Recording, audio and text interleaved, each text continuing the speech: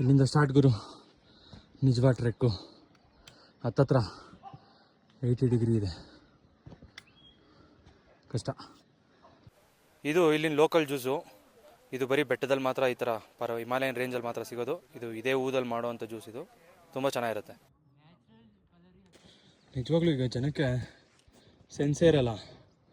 ಈ ಥರ ಟ್ರೆಕ್ಕಿಂಗ್ ಅಂತ ಬಂದ್ಬಿಟ್ಟು ಕಸ ಬಿಸಾಕ್ಬಿಟ್ಟು ಹೋಗ್ತಾರೆ.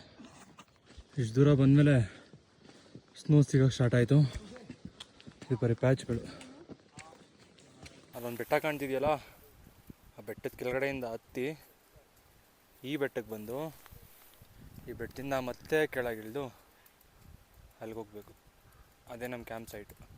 ಯಾವಾಗ ನೀವು ಟ್ರೆಕ್ಕಿಂಗ್ ಬಂದ್ರೂ ನೀವು ಈ ಥರ ಪೈಪಲ್ಲೇ ಕುಡಿಬೇಕು ನೀರು ಹಿಡ್ಕೊಂಡು.